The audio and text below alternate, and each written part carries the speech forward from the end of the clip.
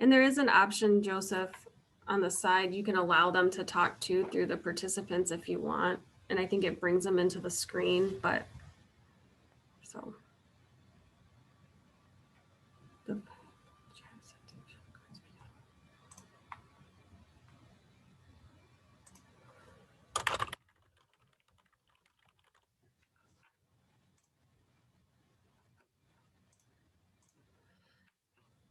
Thank you all for coming today.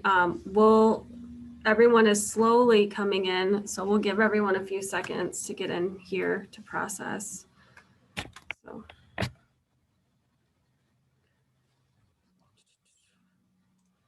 Okay. I think we should be okay.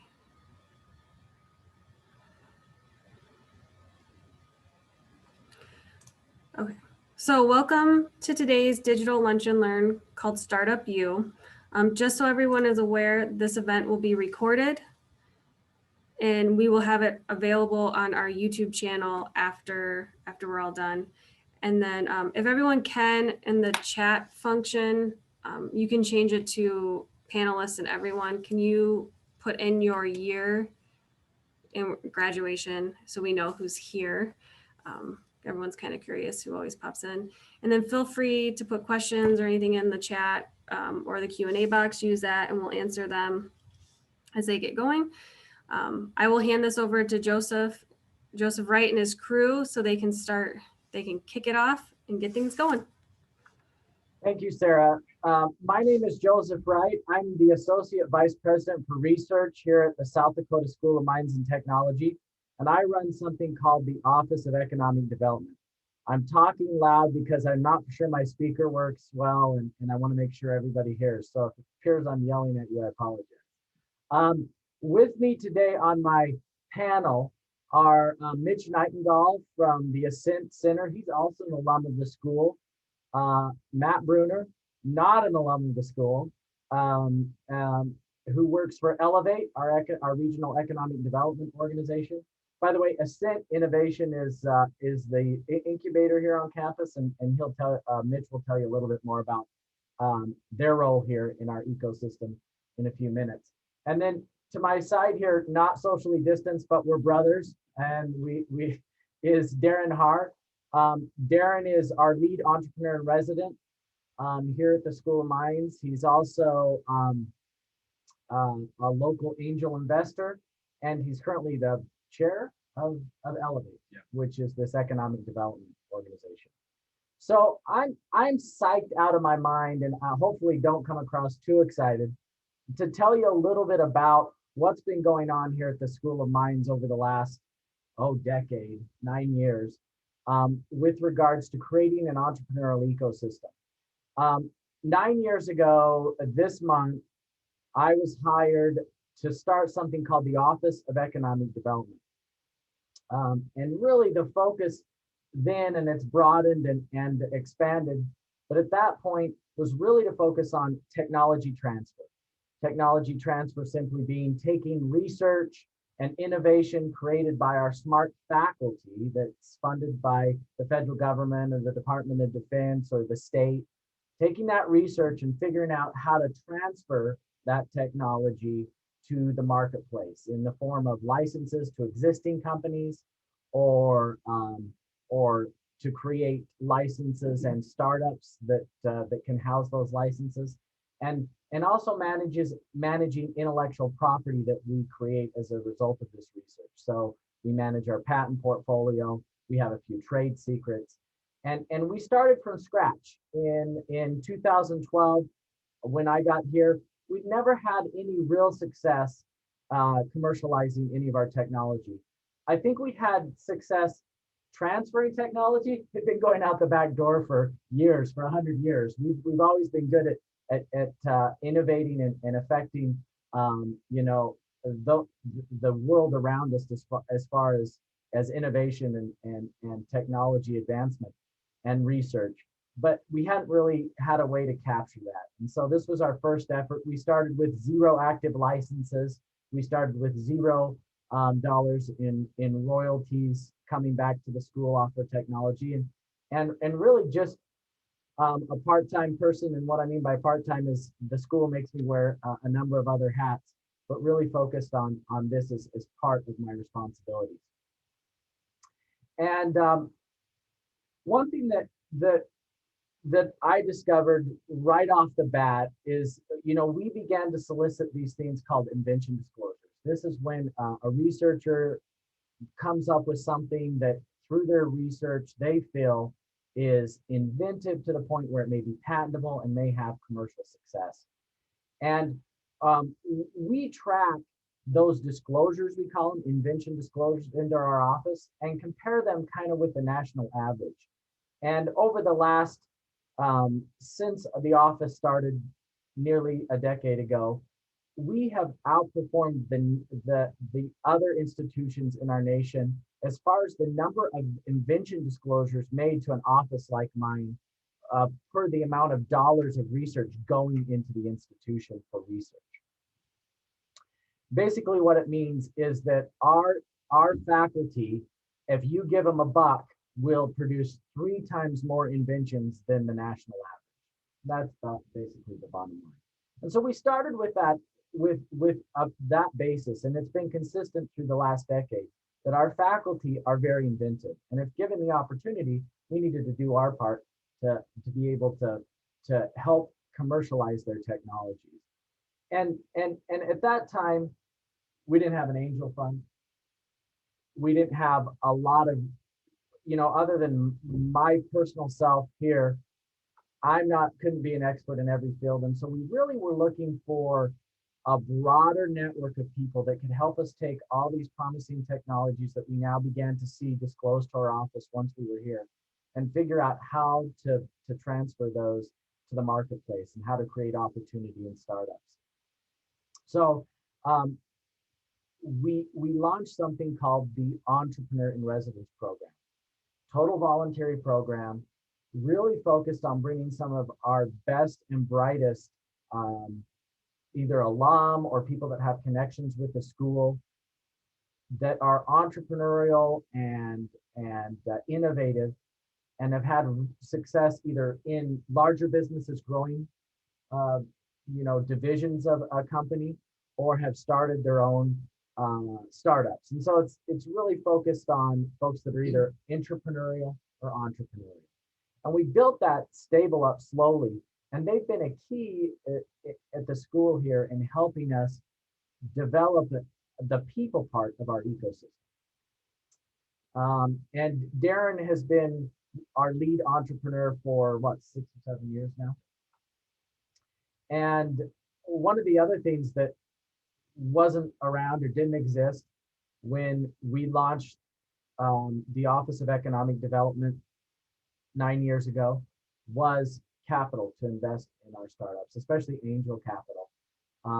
And so Darren and a group of people, both in the community and in our Entrepreneur in Residence program, have created 3 angel funds. We're working on the 3rd. Yep. You want to say anything about that? Sure. I'll just make a comment. Like Joseph said, when we were having these conversations, Matt, can you hear me okay? Okay. Just we were having these conversations about the ecosystem. We have a very strong ecosystem. We always rank high and a state for good state to start businesses. But there's always been a shortage of risk capital in a place like South Dakota. So when we were talking about the ecosystem, one of the things we realized we needed was risk capital. So like you said, I guess it was probably about 8 years ago when all this got started, we decided we needed to start an angel fund. So we did one. It was almost $3 million, and we spent it out. We're just getting done spending out Angel Fund 2, and it was close to $2 million. So we're in the early phases of the paperwork. Literally, like Mitch, there's some packets coming to you. They should be showing up this week. Literally, the PPMs for the Angel Fund for Angel Fund 3 are going out this week to make sure we continue to have risk capital, equity capital for investing in startups. And in the first 2 angel funds, we've done a number of investments into companies that have tie back to the School of Mines. Either they formerly came out of the School of Mines or the heads of the company are alumni from the School of Mines. So we've had a number of significant, just this last year, a number of significant milestones with our startups. We started launching startups, a decade ago. We've had some losers. We've had some, that are still, the jury's still out on whether they'll be successful. And we've had a number of startups that are making a headway and having success that I think we've been very pleased with. On the slide here, we showed just 4 that are worth mentioning. And again, these are faculty-derived, faculty-based startups based on research that is done and owned by the School of Mines. Nanoperil is probably one of the most significant, if not for the school, also for the state. A startup, a professor named Todd Minkhouse and his filtration technology has really exceeded our expectations, got some investment from the angel fund initially, right? And then has now been able to attract a big VC on the coasts who has invested in this company and is growing it. So the fact that one of our startups has had a VC take note and invest in the company is a big deal to us. Incidentally, Nanoperil's also had a number of other kind of awards and accolades, including investment. What is it called? Bio, the big organization for biotech in the country, named them like most promising startup or hottest startup of the year or something a couple of years ago. They were also named for under another kind of tech transfer organization, one of the top 20 most promising startups out of universities. And so we're excited about that. VRC was also in that group. Just real quick on Nanoperil, KKR believes that they will fundamentally change how the pharma industry does separation technologies with these advanced bio treatments that they're developing. So it's going to be a major player in the industry now, has a significant amount of capital to become a player. Yeah, that's a big deal for a small school like that. It is. VRC is another one of those stories. VRC, another launched company, has about 60 employees now, could be more than that with their acquisition. But this is a company that wasn't acquired by a VC. They actually have grown to the point where they acquired a division of a large company called Mode. And with that acquisition have really set themselves up as being the leader in something called cold spray technology, which is an additive manufacturing technology. And they, again, were one of those companies that's on the Inc. magazine 500 fastest. I think they're actually in the 100 fastest growing startups in the country. Also one of the top 20 university startups. Again, that might not be that impressive if you're, the University of Michigan and you have a $1.2 billion research expenditure a year. But the School of Mines is small. We do, between 15 and $20 million of research every year. And so the fact that we're seeing this kind of success with our startups is really unique for the size of our institution. And finally, a couple more. Tryon is a company that, again, we launched with an entrepreneur in residence at its head, as was Nanoperil. I didn't mention that, but Nanoperil also led by one of our entrepreneurs in residence. Tryon, launched by an entrepreneur in residence. They've raised a number of rounds of capital and they have a unique anode technology, and they're now in the process of going public in Canada. Again, I got a kind of a email from my industry, watch organization, and they were touting that Oregon State had their first IPO. And again, it was in the United States, which is a bigger deal to go IPO. IPO in Canada is like going IPO in California. It's not the same size. But the point being is that, here's Oregon State that's been doing tech transfer for decades. It's a huge Pac-12 research institution. And they're just barely getting an IPO, and we're not playing on. And we think that's something to be impressed about. And finally, companies like Cell Field Technology are kind of the companies coming up in our pipeline. We have challenges there. I'm just going to tell you, we're seeing a number of student startups and faculty startups in biotech, and we need help in our entrepreneur in residence program to help us figure out biotech. We're really strong in materials. We're really strong in chemical processing and filtration, but we don't have a real strong core in our entrepreneur in residence program that's really good at biotech, and we're looking at therapeutics. It's a daunting area, and we're going to need help. So if you guys know of folks in your network that are good in that area, that are entrepreneurial and want to be part of the School of Mines effort to commercialize biotech, let me know. Let me know. So that's my pitch.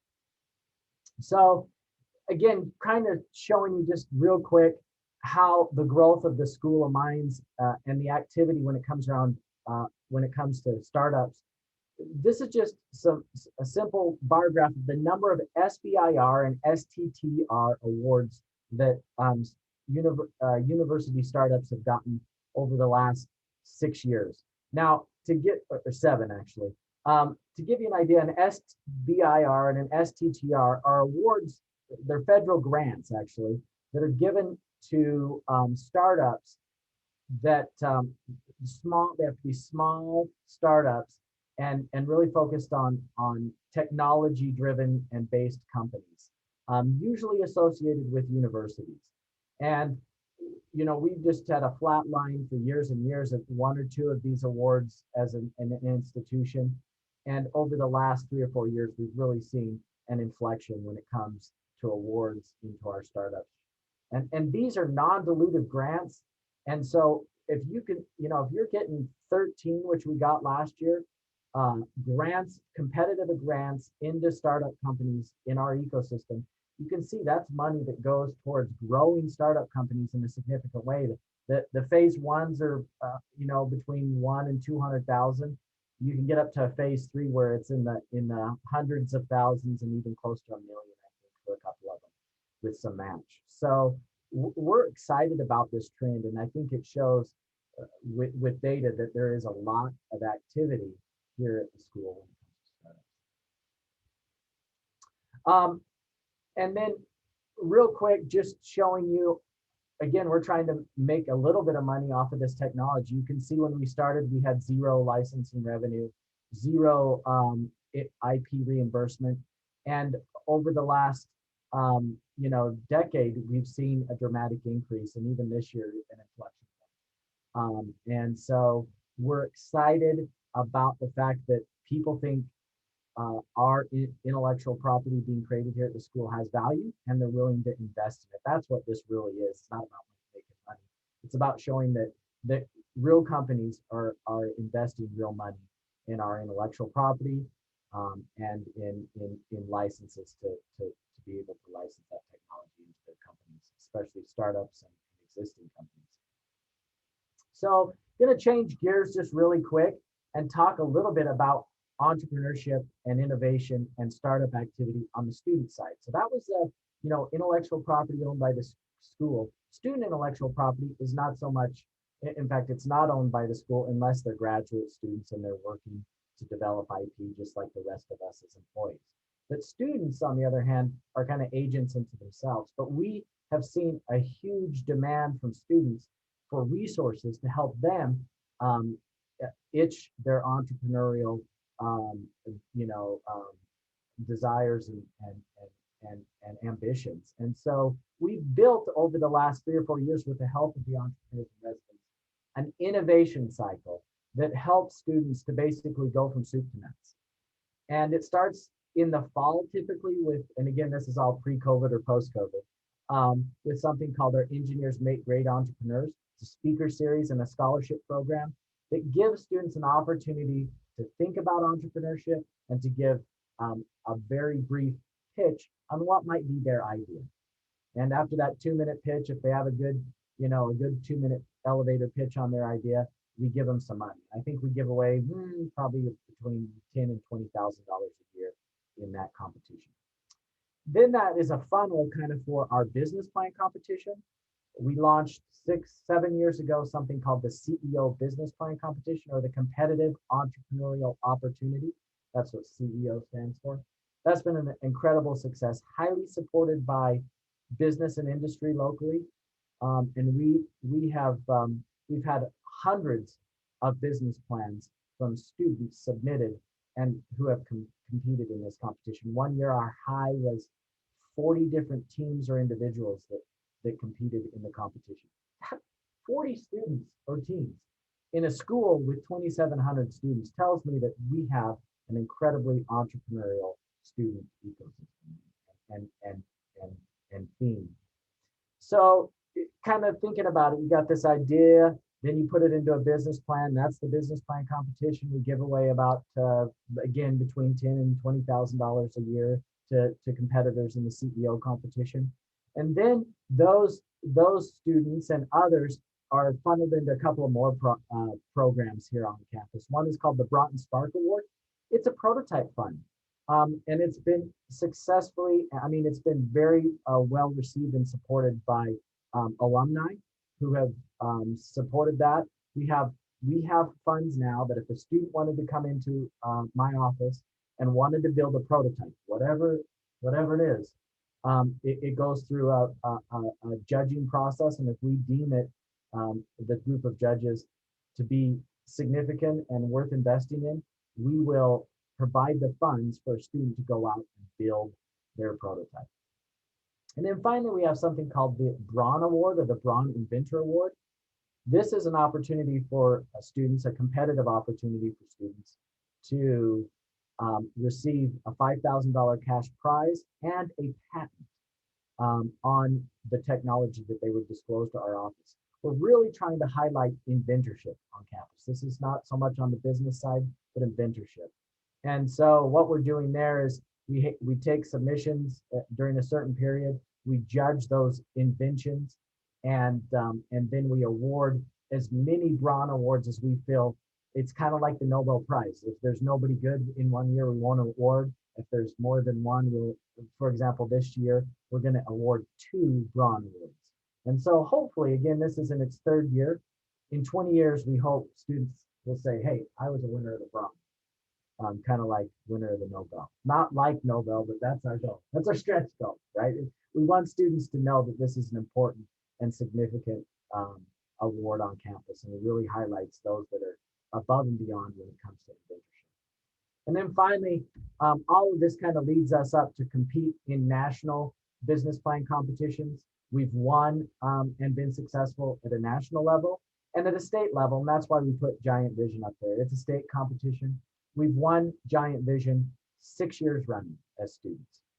And by the way, there's 2 tracks to Giant Vision. There's an open division, or a business division for startups, and our faculty have competed in that on occasion. Every time they have, we've won it. We've won that 4 years in a row, 4 years out of the last 8, first place with our faculty startups. We've had some students compete in the open division too. None of our students have won first place, but they've won some big money as 2nd or 3rd place in the open. However, on the student side, in the student competition, we've won first place 6 years running. And our students, after they win, get a chance to go get a picture with the governor, again, pre-COVID.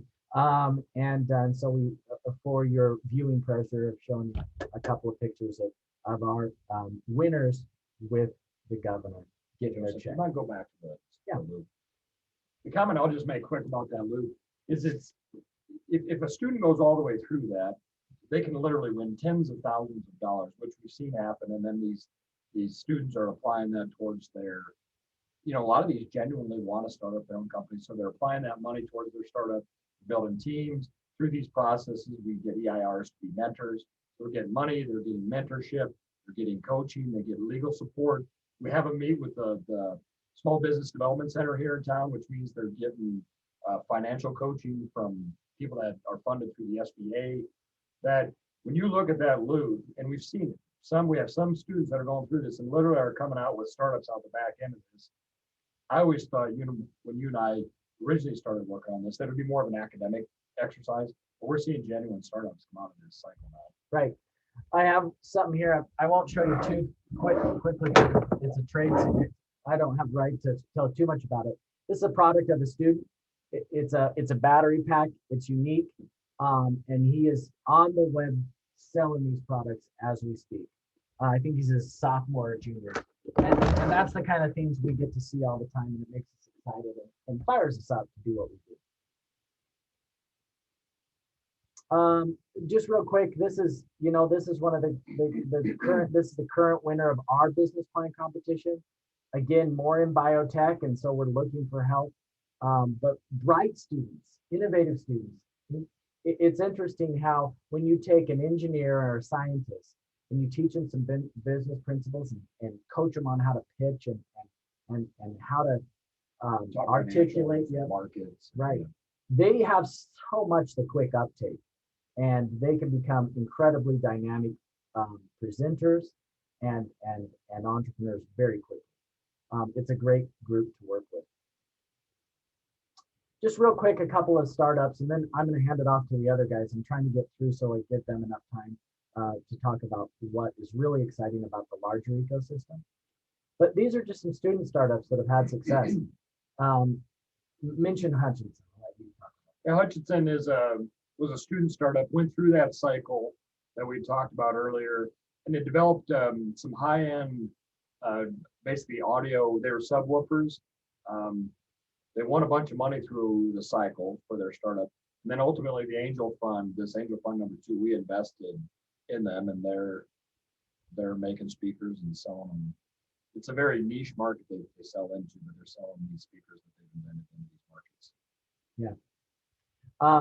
Full Send, a young kid went through this cycle as well. And I'm telling you what, I got a report that he makes skis, custom skis, using the kind of unique, kind of old school, but kind of new school in what he does in building these skis. And I heard from somebody that has no affiliation with the school or anything. They were talking about being up on the slope at Terry Peak and how everyone wanted or was wearing Full Send skis. That's the hot thing on the peak in Terry, and that's great. It's great to hear. And his challenge is just figuring out how to grow his company. One more I'll comment on is Previnder. Previnder is a startup from one of our students that won our business plan competition, then won Giant Vision.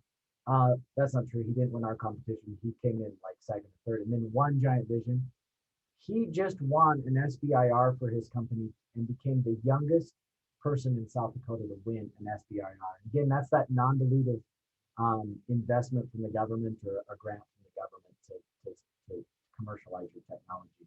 We're super proud of him, and I can tell you stories about everybody on that list. One, I think the other one that's impressive is Endless was 3 graduate students that will be a successful company someday. They've developed special high resistant coatings for manufacturing applications, and it's a long sales cycle, but they're now winning from major like tier 1 auto suppliers. They'll end up being a significant company. Yep, they've got product in the market and they're making money. So we're excited about them as well. Okay, I'm going to turn it over now to Mitch and to Darren and to Matt to talk about the bigger ecosystem, what the community is doing to respond to this kind of groundswell of entrepreneurship at our school, and to kind of give you a flavor of what we're doing around the campus to support innovation and entrepreneurship. I'll step back so you can come back. Guys, I'll start with this one. I was involved in this process early on. So in 2015, I think the report came out in 2016, City of Rapid City paid a consulting company out of the Front Range called Puma to do a master plan for the downtown. And that's what's showing here. And you can see it's kind of a heat map. So it shows our historic core in the middle. And I think, I trust most of you. Yeah, the campus is off to the right here. This is the campus where I'm pointing the arrows at. That's campus to kind of get you orientated. This is downtown. The historical core, where all the restaurants and bars and town squares down there. And then to the north, up at the top there is the Civic Center. That the city came up with a master plan on these different districts. And there's the historic core, and then you see the innovation district off to the right. To the north, above the historic core on this slide, was the entertainment district where the civic center is. And what's really exciting, because to have this innovation entrepreneurial ecosystem, it's more than just the things that we're talking about. It's also the vibe, the environment that you have in your city, which is very important. I think for those of you that have been in good, innovative cities and cores, and the excitement and the vibe that comes with it, that's all part of it too. And what's exciting that beyond just having developed this master plan, which lots of cities do, there's a significant amount of execution that's going on already. There were several things that were identified. One is that we needed a new arena. So to the north, hopefully you can see my pointer here. Right now, they're putting in a $180 million new arena that will attract like national and world scale events. And I think it's supposed to be done. They just placed the last structural steel this last weekend. In the innovation district and into the downtown core here, we're seeing several projects which are built in high-end lofts and high-end retail space. There's, I think it's about a $30 million project that's going in like right in here. This summer, they're supposed to be breaking ground on a $40 million mixed-use facility right in here. There's a few other small buildings being built that are going to house startups that are going in like in here. And then there's one other one. The other big one is the Ascent Center. I'll let Mitch talk about that, but it's getting on over here. So really the point I'm trying to make, there's a master plan. Lots of people like the master plan. It's another thing when you're seeing this will literally be hundreds of millions of dollars of investment from about a year and a half ago to about a year from now. And there's several other projects that I'm hearing about in the pipeline, investment going into this district where we're going to have a lot more people, a lot more living, a lot more of that work, live, play going on in the downtown. And this innovation district connecting the School of Mines to the downtown is going to play a major role in that. And it's going to help attract the type of knowledge workers that we need to support these startups like Joseph's been talking about. And so then I guess next on there's Ascent. I guess Mitch, that makes sense for you. Right, and Mitch, if you want to share some additional slides, I can pull mine off as well. Thanks, Joseph. I think Matt and I are just going to talk a little bit and then hopefully leave some time for questions here. So I'm going to cover a little bit and then bounce it to Matt, and then maybe I'll take it back from him on a couple other things. But one of the things I want to highlight, I was just scrolling through when a lot of people graduated or put their list, and so the one of the points here I want to make is that if you haven't been to campus since 2018, when some of the new Ascent Center started, or the arena, if you haven't been here since 2012 when Joseph arrived and started what he's doing, or if you haven't been here since 2006 when the first Ascent Center was built, you need to get back to campus, get back to Rapid City, honestly, and see what's changed since then, because it's exciting. There's just a lot going on in our community, and I'll make a self-serving statement here that if you graduated and wish you could have found a job and stayed here, call us up, because there might be a job here for you now, or it might be a reason to start a company or bring a satellite office of your company. So one of the exciting things about that is this new Ascent Innovation Center. And so this is right across the street from the downtown post office on the corner of East and Main, just 100 yards from the old Hall Inn, which is not there anymore if you didn't know that. And then only about 300 yards from campus. Really excited about this building, 40,000 square feet, 27,000 feet of tenant leasable space, and then a huge event space, a great boardroom with 2 walls of windows, really a nice space. The whole first floor is set to be built out for additive manufacturing or other manufacturing with potential for wet lab space. Second floor is intended to be more the knowledge work with software development, things like that. And the whole purpose of this is to incubate new companies or new to the area companies. And so what I mean by that, and specifically in the technology field, which technology is a fairly broad term, but really you know, and maybe Joseph, if you would pop back to that innovation district slide, and I'll kind of talk a little bit about the development here. So Joseph pointed out where the School of Mines campus is, and so our current building is on the School of Mines campus. And as we move into our new building, the current building is going to become more and more a research and development spot for the School of Mines. The AmpTech lab is already in the back of that building. Dr. Grant Crawford does a great job. You know, as we get more of the building leased to the School of Mines, and then in the end sold to the School of Mines, that's going to be the spot where Joseph is going to incubate companies or technology while they're still around campus. So grad students and faculty, you know, they're going to put them in there and really develop the research. Once they've got a minimum viable product, we want them to come over to our new building and incubate there, stay there for around 5 years. That's kind of the industry mark of how long you can be in an incubator. And then we've got big plans to put another building on the edge of our land down there downtown. There will be a permanent home for a lot of companies. So this innovation district that Darren was talking about, it truly is that in a lot of ways from an ecosystem standpoint, in that we're going to be able to kick technology out of the school, develop it internally with research onto our building, and then permanent home. We also welcome, you know, other startups or satellite offices. So if you work for a tech company of any kind, and you know, you've always thought about putting a satellite in Rapid City, we can accept you into our building. You know, on that side, a great story is Caterpillar. For those of you that might have graduated around the time of Scott Canupy, he was working in the Peoria area for Caterpillar, learned that they were going to put a design center in India country. And he said, hey, you know, we hire a lot of School of Mines grads. Do you think I could just try a small office back home, you know, just see what would work out? So we put him into this before my time in the incubator, but put him into our incubator. They started with 10 employees. They moved out with 70. So they were busting at the seams in our building. They're over 100 now, and they want to get to 200. And those are all engineer jobs. That all of their overhead is still in Peoria. So there's not an admin, there's not a marketing person, there's not anybody. It's all engineers, and there's going to be over 200 of them, 200 positions right here in Rapid City.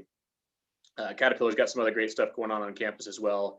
And then, you know, a lot of the startups that Joseph mentioned, Nanoparel, Novum Nano, Endless, Full Send Ski Company, they all are current or former members of our incubator, and we look to continue to incubate the companies that Joseph is bringing up from the students. So, you know, the other thing we're really excited about the incubator that I'm going to turn over to Matt is the fact that it's going to be pretty close to a one-stop shop for a startup or a small business. And so part of what, Matt, whatever you're going to talk about, but if you could maybe touch on, you know, what that means as far as the merger that's happened with Elevate. And so with that, I'll turn it over to Matt Bruner. Hey, can I just say one thing real quick?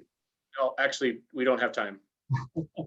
So we showed you this like artist rendering of innovation, of Ascent, the new building.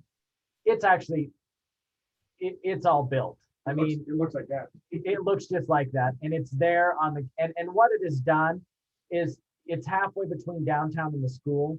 And we knew that when we built that building, that it would change everybody's perception. And maybe everybody's perception did be changed, but certainly it began as kind of the jewel on what we hope is a necklace. And we have seen just the mindset of our community change about investment between downtown and the school and campus. And like Darren said, that area is hot, white hot. We've got a number of projects going on in that area. If you know, you kind of took your life into your own hands a decade ago, walking from the campus to downtown. And now, yeah, the only problem you have, it's not safety from you know, blighted areas.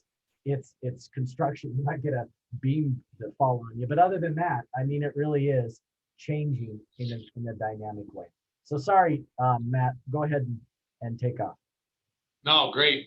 Thank you. Can everyone hear me okay? Just thumbs up. All right, great. Yeah, I mean, I really share in that excitement that Joseph, Darren, and Mitch have talked about. So my role here at Elevate is the Economic Development Director. So I work really closely with obviously Joseph and his office, with Darren being our chair board, and then Mitch on the innovation and entrepreneurship side. I just wanted to briefly cover Elevate and who it is and what we are and where we're going for those of you that maybe aren't familiar with it or have heard it but don't really know what Elevate exactly means or what our mission is. So what I'll probably start with is the problem. Disjointed and just competing economic development organizations are across the US, and the same could be said about Rapid City a couple of years ago. You had the Chamber of Commerce, you had the Economic Development Partnership, you had the Ascent Innovation Center, you had West River Alliance, you had the Economic Development Foundation. So all these organizations essentially had the same mission and thought in mind. They wanted to raise the tide and elevate the region, but they were all going in kind of different directions. They had different staff, they had somewhat different mission and goals. So the brain trust, as I like to call them, of this area came up with a solution, and it was Elevate Rapid City. And what that is it's kind of a national model, but we're really on the forefront of anything else that's happening within the chamber and the economic development world. And so they had the foresight to combine all those organizations that I just described into one, and it is Elevate. And why that is, I guess, an advantage for us, not just now but in the future, is it's an alignment of resources. It's a removal of that duplication of staff and money, and it's one organization that's we're moving in unison together, along with Joseph and the School of Mines, and frankly everything that's happened in this region. And we couldn't have done it at a better time. I hate to say the pandemic was a positive, but frankly it was for the Black Hills and for Rapid City and South Dakota as a whole. We not that we weren't on the map before, but we're getting talked about, and there's a lot of exciting things in addition to what Joseph, what Darren, what Mitch had mentioned that are happening now. And in the economic development world, it's a lot of stops and starts, but we currently have over 60 active projects that we're working on within Elevate. And just to give you guys an example, about probably 8 months to a year ago, that was only 3 or so projects. The estimated capital expenditure of those projects is upward of $1 billion. Now, I'm not suggesting that we're going to get all 60 projects. Am I shooting for it? And that's the goal? Absolutely.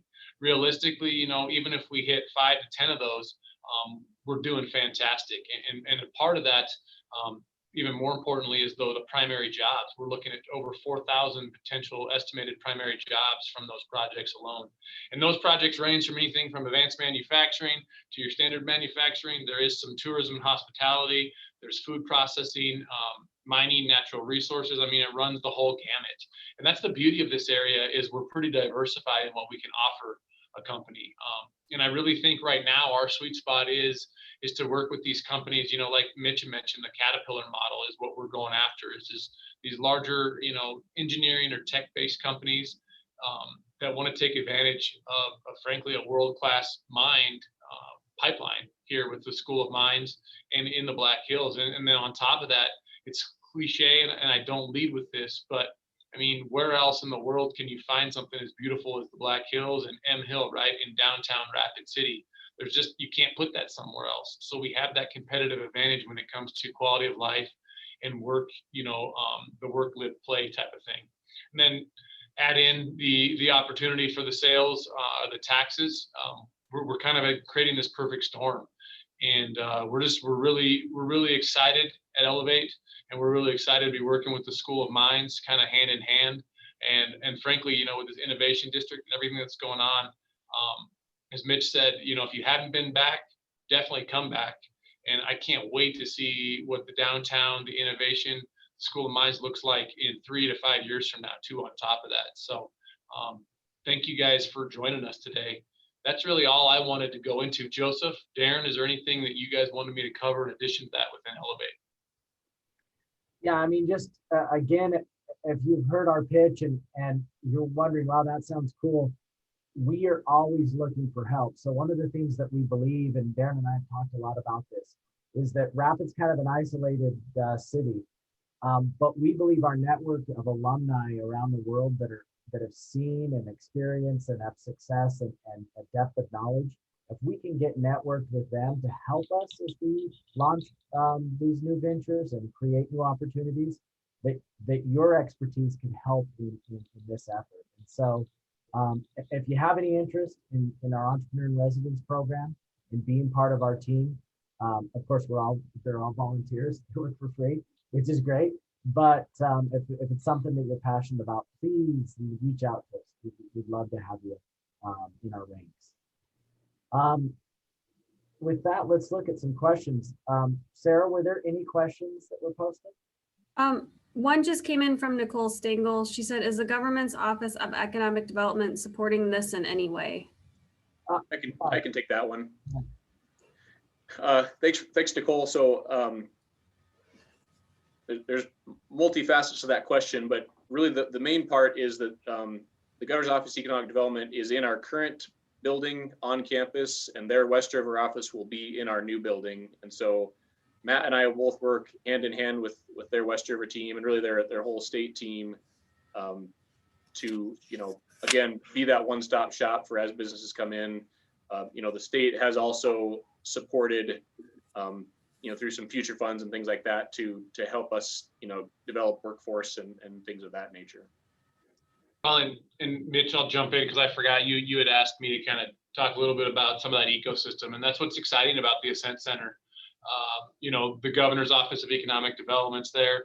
Obviously, Elevate will have our staff and team there. We're hoping to add a couple other resource partners. SEDITA, the South Dakota Ellsworth Development Authority, will also be there. So the goal is if you've got someone that's interested in doing a startup or has an entrepreneurial spirit, they can come in and not kind of be bounced around to a bunch of different places, but have this one idea, this one place where they can take the napkin idea all the way to hopefully an IPO.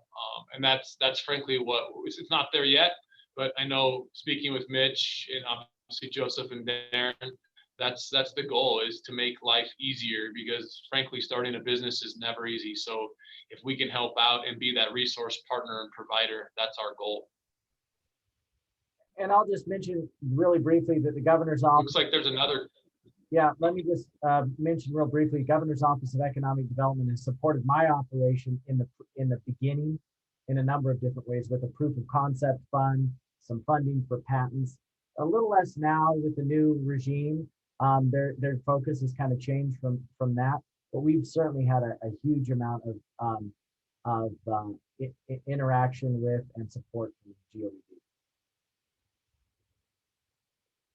Another question, Sarah? Is there any diversity and inclusion initiative? And if anyone has any questions, please pop them in the chat, or you can use the Q&A box and we'll read them out loud for you. So we have worked really hard to diversify our entrepreneur in residence group. It's hard when you're working in a network that's, traditionally the School of Mines has been 80% male, probably 80% white. But we are seeing that most of our success in entrepreneurship is all of our winners last year in our business plan competition were female, were women. And we're excited about that. We also have a number of international students who have done really well this year. Our two winning teams in the business plan competition were international student teams, and our third place was a female from South Dakota. So we do see a lot of diversity in our student and faculty startups. We are always working really hard to get our entrepreneur in residence group to be more diverse. We've purposely done a lot of that to try to make sure that there's a lot of inclusion, because we need that. We need different perspectives. And so we're very aggressive in that way, but we could do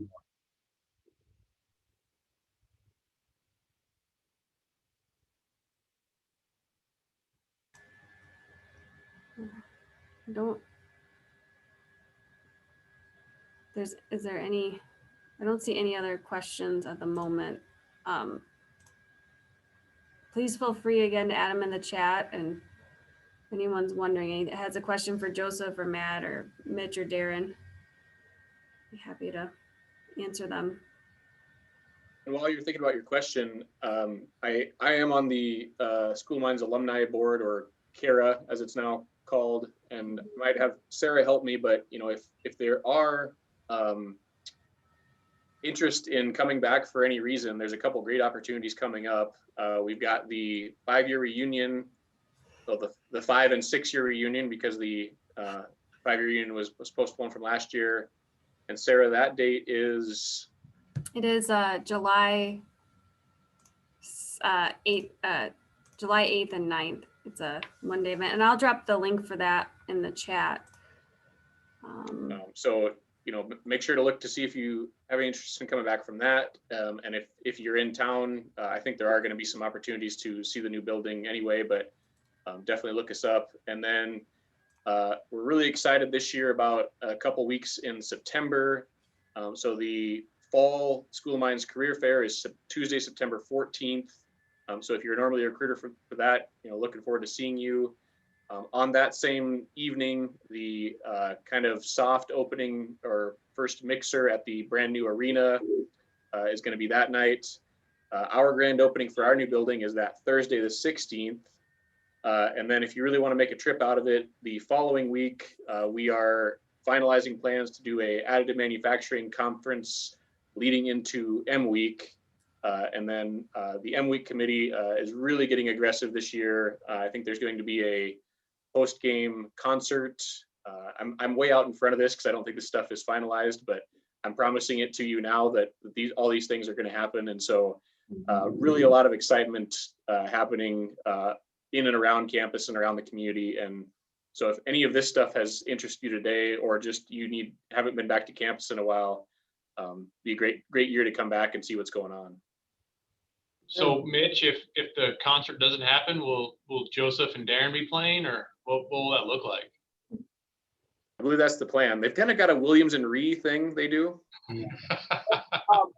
There was one other question that popped up in the question and answer. And the question was, what are the hurdles we need to overcome next to continue progress in the big picture, Darren? For me, the biggest one is to continue to engage and build out our network of people. I think we're starting to see a lot of startups.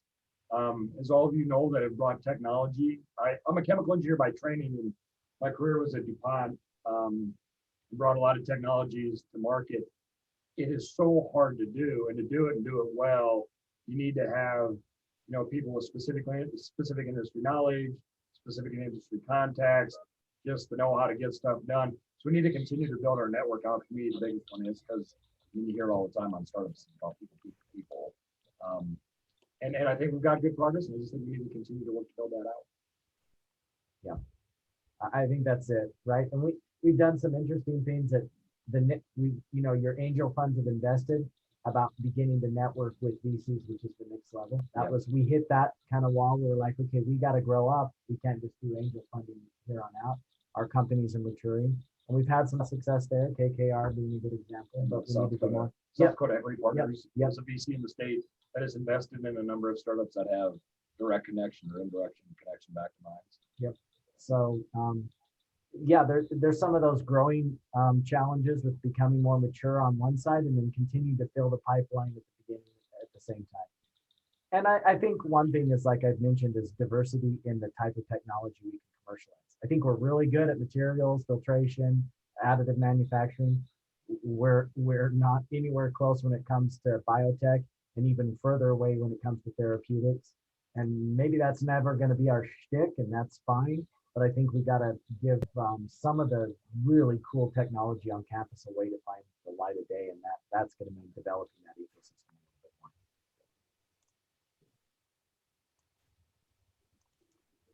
And Dave Johnson, we hear you. Yeah, I see that, Dave, and totally agree with you. Mitch, I don't know if you saw that. You should go read Dave's comment. Yeah, so to comment on Senator Johnson's comment there, we the School of Mines and Elevate and others went after some one-time CARES Act money this year for a lot of different reasons. We as a community and the School of Mines especially, landed the Mineral Industries building, which was a big land. We did not land the funding we wanted to successfully transfer our current building on campus to the School of Mines without using up all of the School of Mines discretionary budget. But we'll go after it again for sure. We're frustrated a little bit because one of the things that did get funded was a multi-million-dollar barn for the state fair in Huron. We felt like our millions could have been a lot better used, but probably shouldn't get too far into that, I guess. And then I see Brian Butterfield has ones here. What type of programming? Oh, you guys can Hey, we'll read his question just because they're saying they can't see the question. So No, they won't be able to read them. Brian says, what type of programming is being developed to support those startups at various stages of incubation? Programming defined as accounting, marketing, sales, or business development support. So now we pretty much ad hoc, but I think the plans are with the new Ascent to get some more formal support for companies. And that's kind of where we're at right now. I think Mitch, you're working on that, right? That's part of your thinking for that. Right, absolutely. So Brian, specifically, you having some experience in the incubator, we're going to continue the lunch and learn programs where we will spotlight the companies and talk about all of those activities, marketing, accounting, things like that. We've also created some relationships where we will be able to do office hours with our local experts in accounting, marketing, patents, things like that. So yeah, it's all going to be there for sure. At the moment we move in next week, it'll just be us. So the programming won't start probably until midsummer, and also hoping to be able to do those in person. So, but yeah, all that is absolutely going to be a big part of the incubation and the pipeline between Joseph's programs and our programs. By the way, we're psyched out of our mind to have Brian back on campus. Okay, Sarah, we don't know when this thing's supposed to end. Well, if we don't have any, if there's more questions that come in, we can answer them. But I just want to do Mitch kind of covered the reunion 2021 dates, which is in July, and then talked about what we're career fair at M Week. Campus is going to go back to normal, so that is really exciting. We have a couple other events that are coming up in April, so they'll be fast approaching, and I'll drop the links in the chat so you guys know. We do department updates once a month, and in April we'll be featuring chemical engineering, and then the next digital lunch and learn will feature Kat Donovan, who's also an alumni, and she will talk about her research. So those links are in there if you guys want to register. And then of course we're always looking for your feedback on what you thought of today's lunch and learn. So we appreciate any feedback that you may have, and I'll also drop that link in the chat for you guys. So yeah, if there's any other questions, feel free to reach out to Mitch or Matt, or just pass them on to me and I can forward them on to everybody. And so again, it's recorded, and when we're done, we'll upload it to our YouTube channel, and we appreciate you all for coming. So thank you. Thanks, everybody. Thank you, guys. Okay.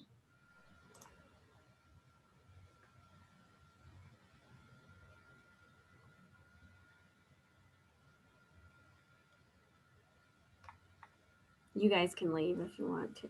Okay. We're not sure what we're supposed to do. Yeah, no, you're fine. I'm giving it a few minutes. There we go.